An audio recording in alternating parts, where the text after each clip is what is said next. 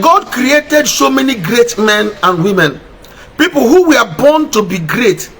They lived and died without achieving greatness for one day. They were carried, their dead bodies were carried to the grave, and they were buried with the potentials, with the greatness that God has deposited in them. Thank you for still joining this broadcast. We are back. God bless you for sharing the broadcast, and I know you will share the broadcast. If you are back, please do share the broadcast as we do a very important prophetic declaration today, being the first day of the new moon. By the grace of God, and when this broadcast every new moon, every first day of the new moon, and we have a biblical backup. I'll get to that. Because when you look at so many people, as I was saying before we had technical issues, that so many people were visions, and we vision no what, and when they were big dreams no what, and when they na choka hame potan nukui henando. But unfortunately, most of them will just live and die without achieving anything in this planet. Now, but these people were born, these are people that were born with greatness. Even in your primary school days, go and watch him now. Even in your primary school days, there is a way that you are a great man. You in a before now that you are a very great woman. And you have the dreams. You have an expectation in life. Even when I by 2025, I'm new some expectations now before December. Don't go to a mobodio. Now, or one way can be an amara, we should go back, Agobabi and Adronco, Mbapiramaka and Shabatin now, Edge Mobelenkuzi can gauge, Obelenkuzi, and then we do prayers. Pinal Makana Shabatin because one negi mobile, causing game mobile, only may benefit from this broadcast by following you or by seeing us through your page. God bless you. You may be the one I am talking to. Ijeguka, Eboluga Muma, nothing has changed in your life. Ikekwijigodibia, Emelgichuwa, nothing has changed in your life. Alugolugolumri, nothing has changed in your life. Emegolugagu, Alugolugagu, nothing has changed in your life. And so on and so forth. He said to Lugondi Chekunnagi, said to Landi Chekunnagi, and nothing has changed in your life. Always, and nothing has changed in your life. But I think this moment, this first day of the new moon, by the special grace of God, that closed door must open. I said that closed door, that door the enemy has closed against you and against your family members, must open. Because the broadcast. Because as I always say, my page is not monetized. So you are not saying you should share the broadcast on Facebook, no. And we are not even ready to monetize this page.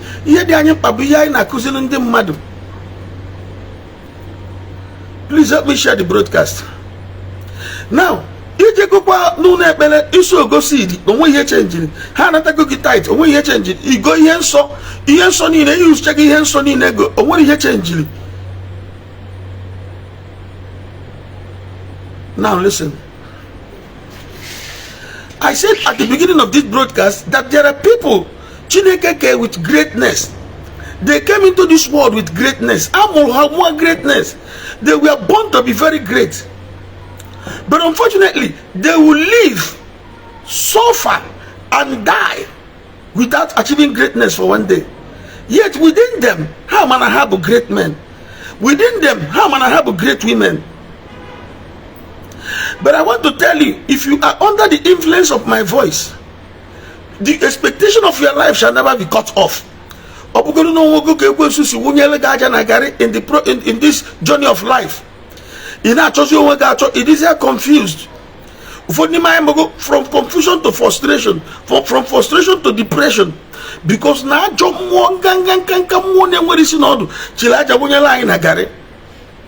Pierre Makana Shabbat in Tata Bubasimbo Konwafu. Ubasi Bubejeme. Opromo de Beliotua, Oshineke de Beliotua. Join Ezekiel chapter 46, verse 1. And my one dem mad. Nobody marry a quasi came out. Iye de kwesiri menanduga na menandugi. Man open ni mari kwesi ke malo. Iye de kwesiri menanduga ma menandugi. Let me make it clear okay well here. Asim open if you are ignorant of something you're supposed to know and you don't know. Like something like here basara obosimbun ko won ho. The first day of the new moon. You don't know anything about it. So many things in the kwesiri menandugi we likene menandugi. But you how to do your prayers on the first day of the new moon. There are certain things in the menandugi now. And Ogahana menandugi. Pierre Makana share button. Ebem nota, but the expected end. And by the grace of God, I am still speaking the mind of God to you that is listening to me. God says, I know the plans I have for you. It is thoughts of good and not of evil, to give you an expected end. Yes, when you came into 2025, I don't know, I believe, there are some prayer requests. Yes, in which are some visions and dreams. In which are things he plan to know to God. But unfortunately, Bible make a man and Bamulo Iso. Immediately Esau happened. And one year Jacob makana ha bejima nesu manaka Jacob the Esau the kiriuko. Okwe mi ba the kiriuko ya boy fani. Onu wa gola ko gene kana ku kiriuko ko uncle. No gene kiriuko bo ha iti. Now aka Jacob adigo ni kiriuko Esau. Okoro si move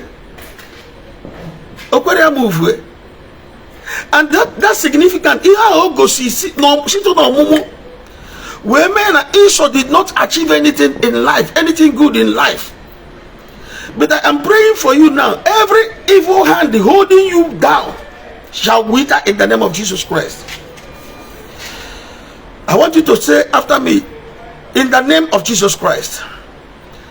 Any evil hand trying to hold me down, wither in the name of Jesus Christ.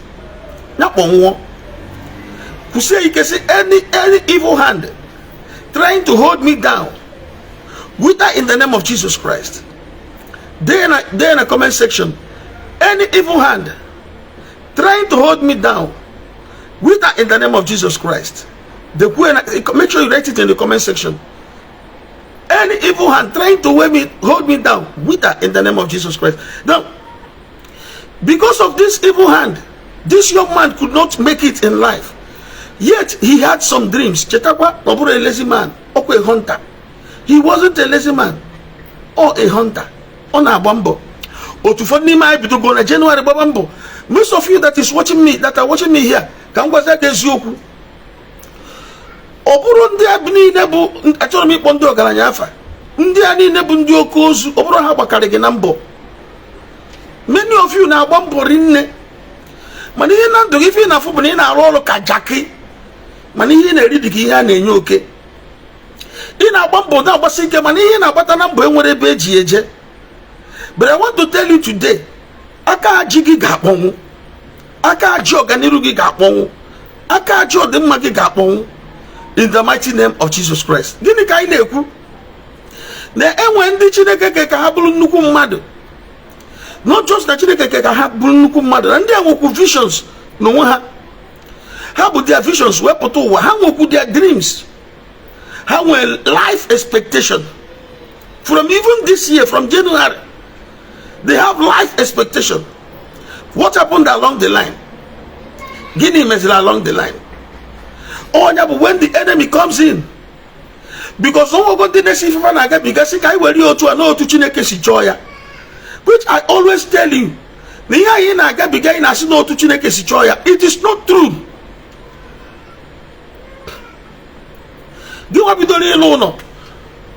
You started a building project along the line. Things are not wrongly. Because no nilo bịa chịla obere aja ebe ị na-arụ ụlọ wee jee gwọọ ọgwụ ka o si ka ọ gbadie your source of income ka ọ dị sure na ị continue with this building project. I wee n'anya wee kweta na otu Chineke si chọọ ya, whereas no ihe onye ilo mere. Fine. Mgbe nwa agbọghọbịa na-eto eto inwe expectation, chetakwa na gị nwa bụ onye na-arụ ụlọ, your expectation may be na before December na-eruchago na, or before this time next year na-eruchago na ka gị na ndị be gị kwakpuo na ya, or ka itinye tenants along the line. Something happened. Okay, ana m abịa. You share this broadcast because overall normal broadcast can name today. This is new moon. This is new moon. This is new moon. Help me share the broadcast now. If you have not shared the broadcast, please do share the broadcast. Some people are completely go my phone number and now drop message in a WhatsApp. And I drop message in a WhatsApp without getting the teaching. All right, let's continue. An expectation. Mama give me expectation. One of your expectations is only begin. Expectation no see kwa buna ikekwa ijebo bodo Igbo or ikekwa ofuara iji no di na emugo nwa. Expectation no magi bu no ga ha abekwa inego omugo. Now along the line gini na emesi owo mgbe kebi ihe na agbara akpisi ko bu na agụba adịrọ nkọ. Now I relax go na so no otu Chineke si chọọ ya. Oh, to Chineke. It is not true. Tell your pastor that tell you no to Chineke. That pastor that told you no to Chineke. It is not the will of God. Also, I know the plans I have for you. I know the thoughts I have for you of good and not of evil, and to give you the expected end.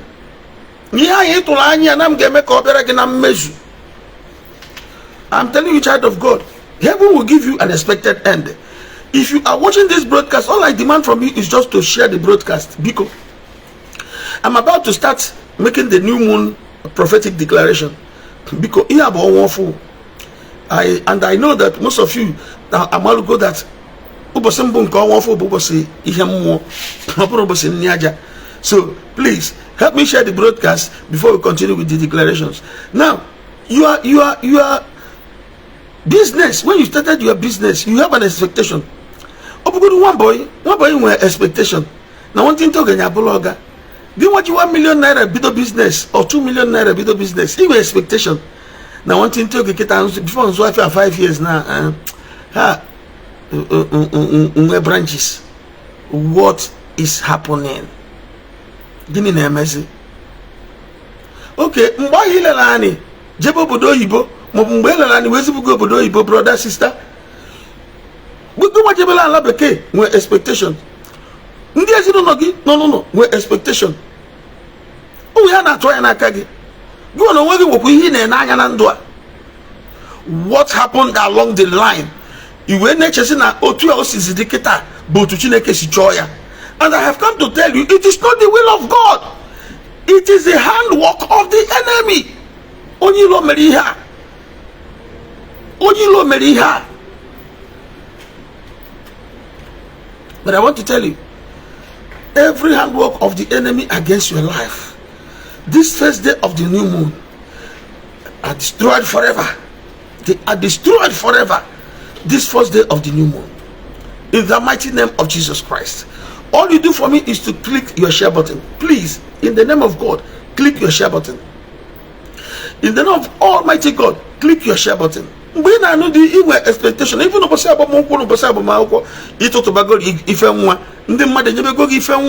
na gift, because I am going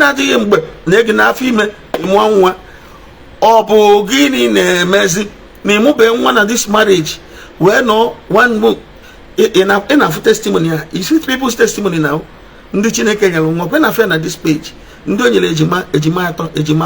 fine. You see, not the will of God. But we're on a marriage 5 years, 6 years, 7 years. Not the will of God. No to Chineke Sichoya. And I have to say it and say it again. No buro to Chineke Sichoya. Something must have gone wrong somewhere. And that is what I'm about to pray for you now. Any man or woman under the influence of my voice, whatever that is happening in your life, whatever that is happening in your life and in your family, whatever that is happening in your business, that is not the will of God. It's an error. Therefore, I decree that error to be corrected now. Somebody say, every error in my life is corrected today, the first day of the new moon, in the name of Jesus Christ. Say it again. Every error in my life is corrected today, the first day of the new moon, in the name of Jesus Christ. May I call the prophetic? Every error in my life is corrected today, the first day of the new moon, in the name of Jesus Christ. Can you just go to the comment section and write it? Every error in my life is corrected today, the first day of the new moon, in the name of Jesus Christ. There in the comment section, every error in my life is corrected today, the first day of the new moon, in the name of Jesus Christ. Now listen to me. It is an error. Opura anabatania not the will of God, because opura the will of God. Anabatakwanya not the will of God, because opuro to Chineke si choya iya bon akonye akolu nkonyilo. Bible si na onye kolompolo de manu bie olue mgbe ndị mmadụ nọ n'ụla oje kụọ ata ebe akụrụ ọka. Hey, okumpolo kụrụ ọka n'ugbu ya pụtasịa mgbe chi folu. After some days, afuzia na ata na etozi, things are not going the normal way. Ihe na agasi the other way around. O wesi ni ama mkpụrụ nya ku n'ugbu a. Manife ya na afụ ebe akịta abụ ata. O wesi no bụ onye ilo mere nka. It is the handwork of the enemy. No media mgbe ndị mmadụ na-alarụ ụla. So many things they make in the night when you sleep. Your enemies are everywhere. Now, but today, every plan of the enemy against your life, I scatter them in the name of Jesus Christ. Can you say it with me? Every plans of the enemy against my life, I scatter them all in the name of Jesus Christ. I want to see it in the comment section. Every plan of the enemy against my life, I scatter them all in the name of Jesus Christ. Can you say it again in the comment section? Every plans of the enemy against my life, I scatter them all in the name of Jesus Christ. Well, once more, make sure in the comment section, every plans of the enemy against my life, I scatter them all in the mighty name of Jesus Christ. Because let me remind you, open the people I can share button, because I not I switch here over to new moon prayer. I not I switch here over to new moon prayer. Akwa golongi that one day blue jenny, ndi blue jenny, and greatness.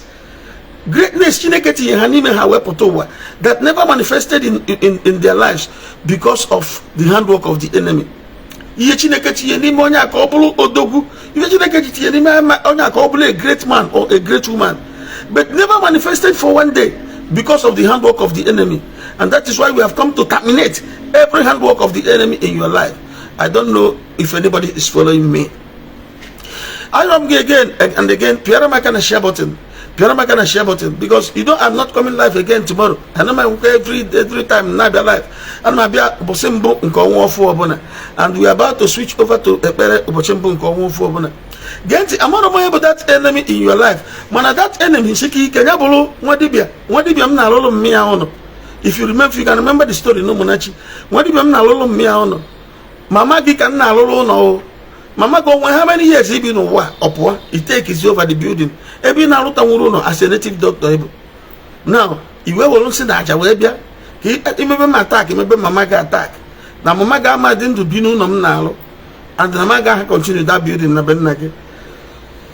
Get a message. Over 10 days, come on, Yakulu. And on the 10th day, I come. The 10th day, come about Dalbanafia, Afigu, Monomo, Afigu, Gidim, Afigu, Mudioka. Manimogano, Afigu, Anambra State. Now, Ebakono, we put on where. And he died. He died for us to continue. Adeku. Okay, now, Gamonte, give a boy neck on this broadcast. You open up the handwork of the enemy in your life. Today being the first day of the new moon, we terminate them all. Ogaha continues. Do you believe me? We terminate every handwork of the enemy in your life. This first day of the new moon, we terminate them all. All. A-L-L. All. Ogaha continues in your life. Because the Bible says the road of the wicked will never continue to rest upon the righteous.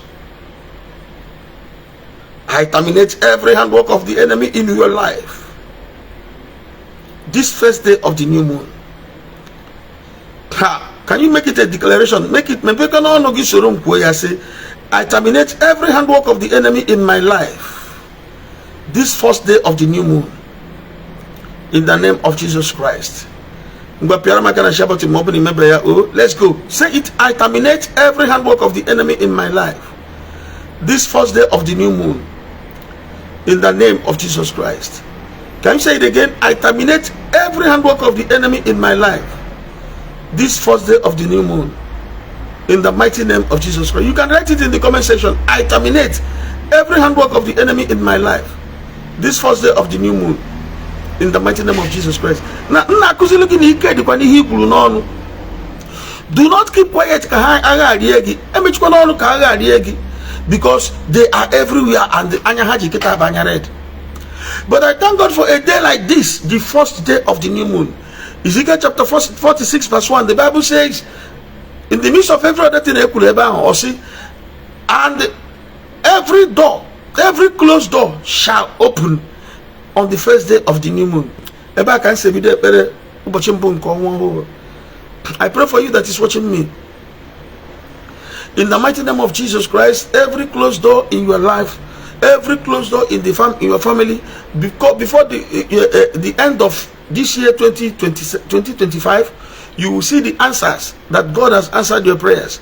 Every door the enemy has closed against your family, every door the enemy has closed against you, every door the enemy has closed in your business, today, because the word of God says on the first day of the new moon, that door shall open. Today being the first day of the new moon, I command your doors to open. I command your doors to open. I command your doors to open. I command your doors to open. I command your doors to open. I command your doors to open in the mighty name of Jesus Christ. Amen. Make sure you click the share button for me, because I just switch to go over to new moon prophetic prayers. Let me remind you again that I said so many things that are happening in your life are happening in your life because there are things you are supposed to know which you don't know. Things like your first day of the new moon declaration. You don't know about it. Oh, no wonder so many things that have been happening in your life. No wonder so many things have been happening in your family. You don't know anything about it. Now, join us this time around and you get the result. In the mighty name of Jesus. Now, let me go this way. I always tell you, the first day of the new moon, do not forget to do a midnight prayer or midnight prayers for 4 nights. You do midnight prayers starting from today being the first day of the new moon for 4 nights. Make your intentions known to God. You will not stop halfway. The greatness God has deposited in you will not enter the grave with you. You will manifest your greatness in life, and no power of darkness will be able to stop you. You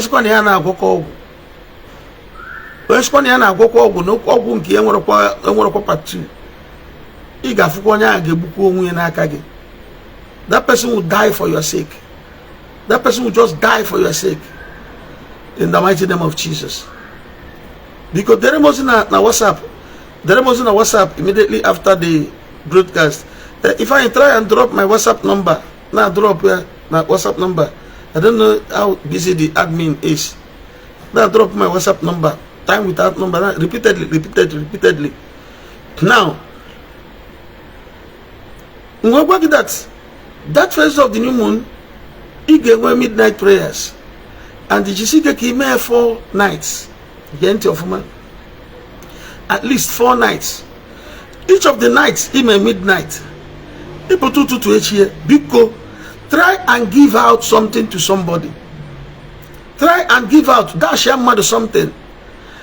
Over good 50 naira, 5 naira, 10 naira, 100 naira, 1,000. Dash your mother something. Otu atata the first day of the new moon. Because make sure you dash somebody to something. I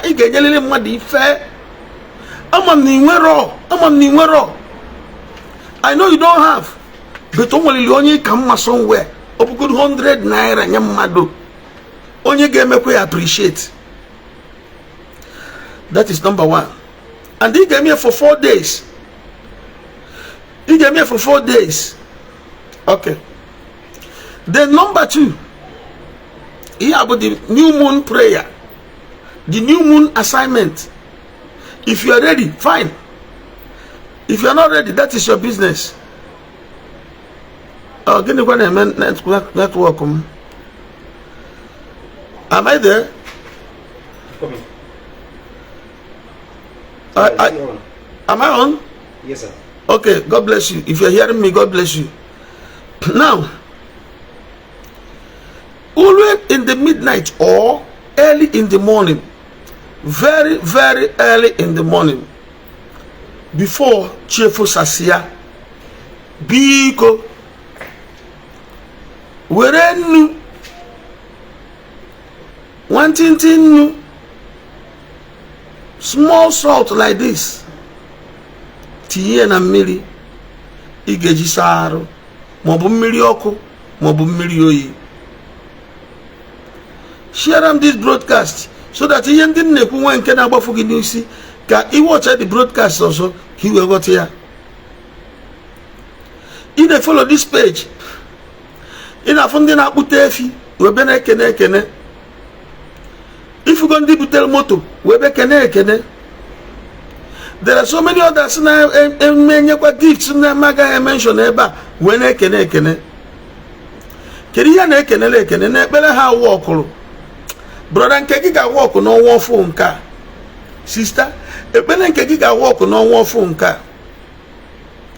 Iweta obele nnu tinye na mmiri, but before then, gụa 2 Kings chapter 2 verse 19. Gụa 2 Kings chapter 2 verse 19. Ebe ọ sị ndị ikom obodo a wee sị Elijah, biko ne ọnọdụ anyị dị mma n'anya ndị mmadụ. People na-eche na ihe na-agara anyị ọfụma. Ndị na-afụ anyị n'ụzọ na-eche na ihe na-agara anyị ọfụma. Ha mara n'ọba Amadu Uwa George. Even on this, anyị na ha bi na ya dị ndị street ebe anyị na-arụ ọrụ na street ebe anyị bi ebi n'ime ahịa. Ndị na-afụ anyị na-eche na ụwa dịla anyị mma. Ha mara na anyị na-alụ ụlọ na ihe anyị na-agabiga jiri ọnụ aka ya. Ha mara na anyị na-alụ ebe anyị na-egwu dị. Elijah wesị ha, kedu nke unu chọrọ ka eme ka ngwa unu chọrọ ka eme ka ọnọdụ unu dị mma? Ha sị ngwa wetara m ọkụ ọhụụ tinye nnu n'ime ya. Ị chọọ ka ịma ma nwere ihe nnu na-alụ, jụọ ụmụ nwaanyị na-esi nri na kichin. Fasaba anụ, gịnị ka ha ji asa? Ha saba vegetable, gịnị ka ha ji asa ya? Ihe ndị a bụ nnu. Nnu nwere nnukwu ọrụ.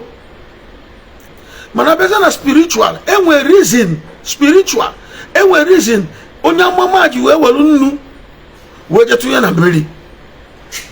Mgbe ọbụla m na-ekwu maka itinye nnu na mmiri, nna awọ ọnụkwa gị ya bụkwala otu a. Ebukwa na 1 spoon of salt tinye na mmiri ga-eji wụọ arụ, oge egbukwa gị. Nnu adị ọkwa guru, chetakwa ihe mere oge Ebola.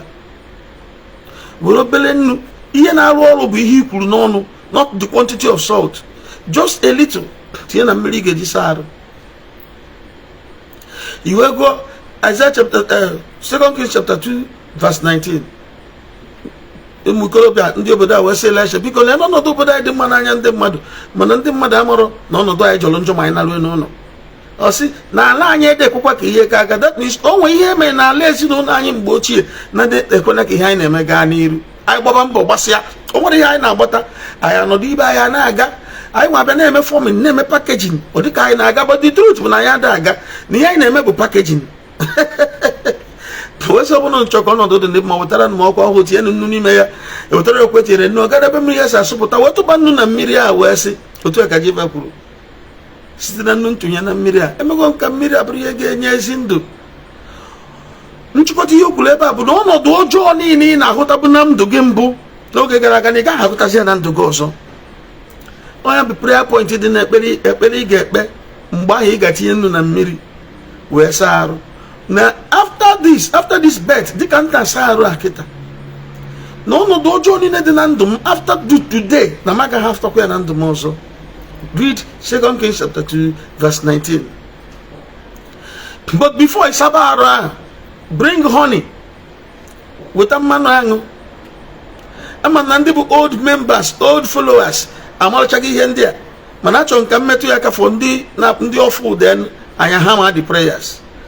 Weta mmanụ aṅụ honey, iweta honey ikpe ekpere dị na ya. Onye ka o ji abụ ọnwa ọfụ bịa chọba ịpụta mbido n'oge gweba gị je chọọ ebe ị ga-egote honey. Ama m na ọnọdụ gị ga-adịlịlị mma, gị nwa na-awọchi m ana m anaghị ego for 27 years m na-eje ozi ya. All just next week kita nke ọkwa 27 years m nọ n'ije ozi ya. Onwebe onye nna 1 naira, onwebe onye nna 10 naira, onwebe onye nna constitution fee, onwebe onye nsi ya sow seed, onwebe onye nsi ya anya kwụọ tithe for 27 years. And God has answered many prayers through us. Either for testimonies, or for testimonies. When you bring that honey, you read 1 Samuel chapter 14, verse 27 and verse 29. Bible says, na Jonathan amaro mgbe nna ya butere iyi by Israel. Na amụbe ya, maybe amụbe ya, but ihe Bible kwuru na no Jonathan amaghị mgbe nna ya butere iyi by Israel. So many people ihe na-eme na ndụ gị ebe o si, maybe amụbe gị ebe problem adị na family gị si. Ihe a na-eme na ezinụlọ gị ebe ọ gbanyere mkpọrọgwụ ka o si wee mee ikekwa amụbe gị den. Iwe na-atazi na afụfụ na struggles in life gị bụzi struggle. Gezie ntị nọ na nke a ka ọ ga-ebi. I will tell you what to do. Jonathan wee were mmanụ aṅụ wee tinye n'ọnụ ya. His countenance changed according to the Bible. Good News Bible see he began to feel much better. Igbo Bible see ndụ ya wee nwee, anya ya wee nwee. He began to see light. You will begin to see light. You will begin to see light. Are you hearing me, child of God that is watching me? He gave you the light. Darkness shall disappear from your family. Imatasafi in amarom bemetar. Ezunoga matasafi unu amarom bemetar. Ina if na me one time you have share broadcast or you choose share broadcast. Obukan ni choose share broadcast irapia. Bitinga yokwa ge biko share broadcast. Then he gave all that honey, lachaya. Believe God that your countenance shall change. What is your countenance? This is your countenance. Iya budidi rugi. Udidi rugi bu countenance again. Mgbe Bible says na countenance Jonathan change, kedu ihe ọpụta?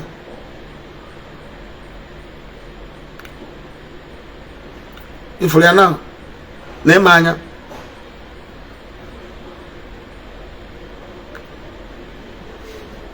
Ọ gwụchana. Ị ga-esi na sorrow baa na joy. Ị ga-esi na weeping baa na laughter. Ị ga-esi na confusion baa na divine arrangement. Your countenance must change. Where that honey, lachaya. Either ni mere na midnight, preferably na midnight. Manobodi men were na midnight, may early morning tupu chefu sacha. Now, mgbe ihe lachacha honey ahụ, the honey na-atọsi gị n'ọnụ. That moment the honey na-atọ gị n'ọnụ bido saba arụ with mmiri ahụ itinyere obere nnu. Ihe na-asa arụ ahụ ị na-ekwubiri onwe oga, this is a personal revelation. This is a personal revelation. Ị na-asa arụ ahụ ị na-ekwubiri onwe gị okwu. Ihe ndị a ka ma chọrọzi na ndụ m ọzọ in the name of Jesus Christ. Dịka nna asa arụ a, otu a ka nna asachapụ ya ọnọdụ ọjọọ niile dị otu a, ọ gaghị adịkwa na ndụ m ọzọ in the name of Jesus. Bido kịta agawa, aga m ebido ịfụ ihe na ndụ m niile na my business. I'll begin to see light. No more darkness, no more failures, no more disappointment, no more hatred. Ị na-asa arụ ị na-ekwubiri onwe gị okwu. Then, mgbe ị sachara arụ a, you pick a bottle of oil. Enwekwa a special oil obu.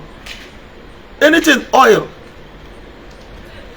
olive oil, call it olive oil, call it anointing oil, call it groundnut oil, call it vegetable oil, call it red oil, call it any oil that is oil. If you can lay hands on anointing oil, fine. If you can lay hands on olive oil, fine. If you cannot lay hands on all this one, go for groundnut oil, go for vegetable oil, go for red oil. Oil is oil. Go and read the book of Isaiah chapter 10 verse 27. God did not mention olive oil. God mentioned oil. When you pick that oil, read Isaiah chapter 10 verse 27, where God said that every yoke shall be destroyed because of the anointing. I don't want to go to talking about shoulder today. I'll talk about it some other day. Because the Bible says every burden shall be lifted off your shoulder. In the shares got the broadcast. Get the message. Una de shares the broadcast. Ha! We am melon. Come na try. I'm doing my own part. It's also one thing can you from you, not money, but just share the broadcast. Okay. Now what am I saying? Take that little oil, begin to anoint your forehead. Don't just anoint your forehead, open your mouth and say something. The whole thing I name it, say something. Electrical honey, say something. Anoint your forehead, say something. Because the power is not in the salt, the power is not in the oil, the power is not in the honey, the power is in your tongue. Or see, there is power in spoken word. There is power in spoken word. Open your mouth and decree. As it is written in the book of Isaiah chapter 10 verse 27, every satanic yoke in my life must be broken. Let every satanic yoke in my life break now in the mighty name of Jesus Christ. Break. Yoke of failure, I command you to break. Yoke of rising and falling, I command you to break. Yoke of barrenness, I command you to break. Yoke of disappointment, I command you to break. Can I rub your forehead? In a pikwara maka na share button.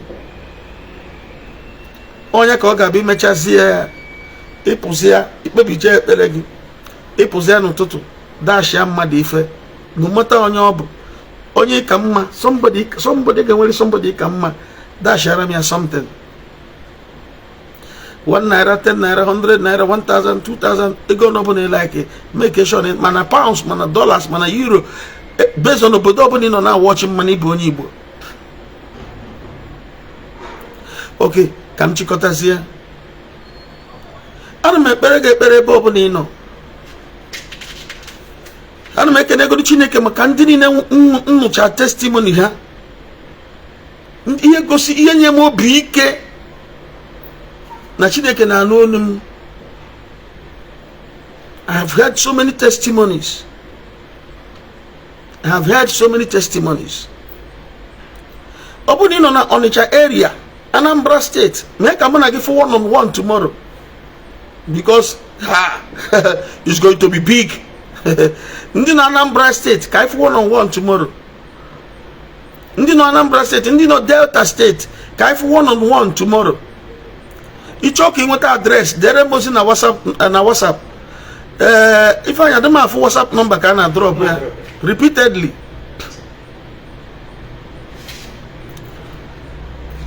Make a one-on-one. Ebem Nobuno Obosi, Anambra State, beside the former Obosi police station, near Slaughter Market, Abatua, Nyaibane Buano, very close to Idemili Junction, then express over the road. 9 a.m. no tutu. I'm inviting Onyo Banano within. And I believe God has answered your prayers already. In the mighty name of Jesus. Now, akobu na jigi. Jisiegi ike. Nachoro ke pua. Kimuro nwegi. Nachoro ke banya no de magi. Nachoro ke itu imamuta nwa. Nachoro ke nuadi. Nachoro ki soli begi pate ego. Natural ki finish you na he na alu. Na Jesus ana wasi ka aka akpon ka aka akpon ka aka akpon ka aka akpon ka aka akpon in the mighty name of Jesus. Yini ne ha ga sigola ga sasina ndugi. Yini ne ha ga sigola ga sasina business gi. Yini ne ha ga sigola ga sasina marriage gi. Ife ne ha ga sigola ga sasina family gi. Ko de ba kwa mmonso. God, let there be restoration in your life. Let there be restoration in your family. Let there be restoration in anything and everything that concerns you. In the mighty name of Jesus Christ. Igadelelema.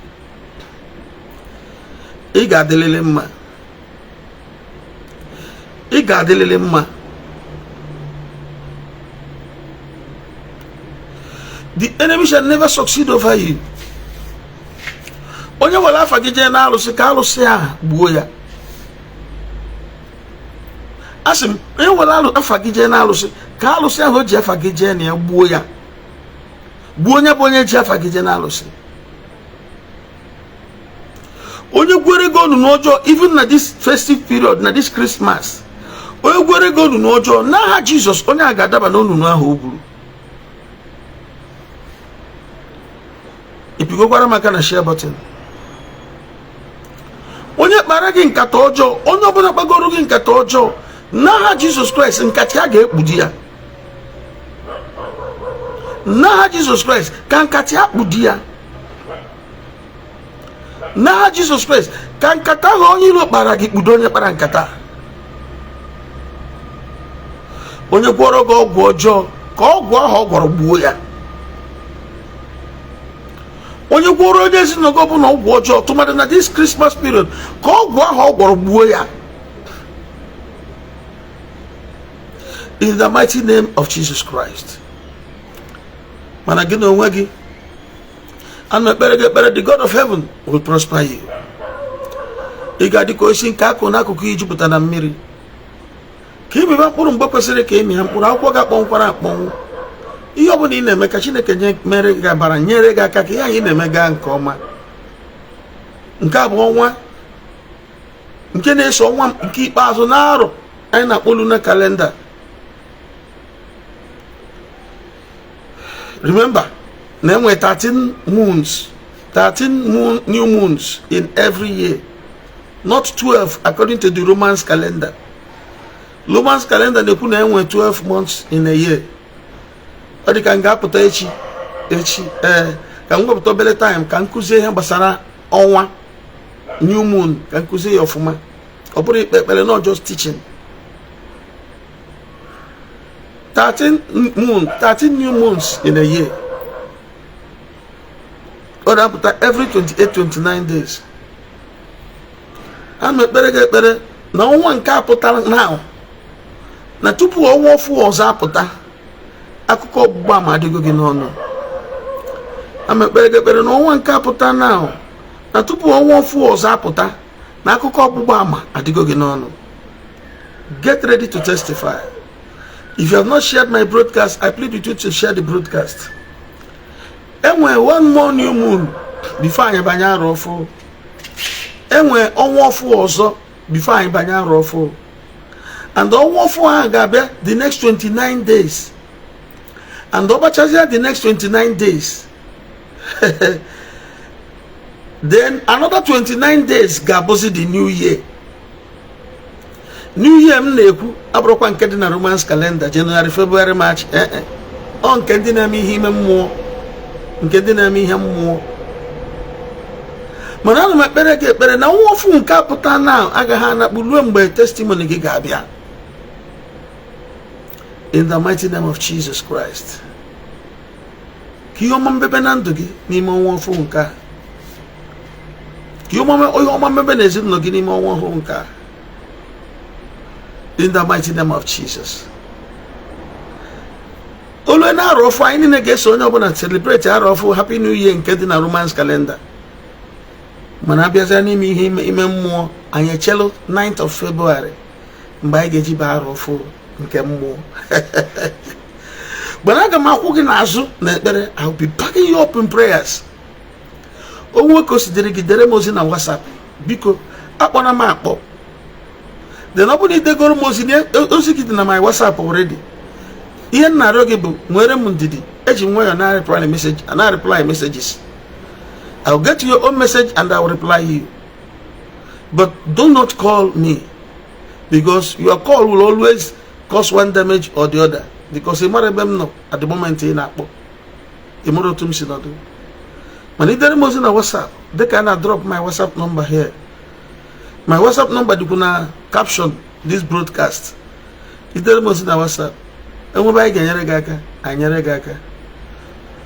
More than a tear cannot be now working a Chineke Gazette, but yet nobody will demand any money from you. We don't demand money. I have no number to go. I have no number to consultation fees. I have no number to go counseling. I have no number to go deliverance. I have no number to go bele. I have no number to go seed. I have no seed. I have no tight, quarter tight. All we want you to do is to believe. And when God answers this prayer, testify. I am Rev Ephraim Ononye. God bless you. Do not forget, there is in our WhatsApp. Happy new moon to all of us. The more waffle can get you my game, two waffle can apple. 2.9 waffle also. I could call Bama. God bless you. Bye for now.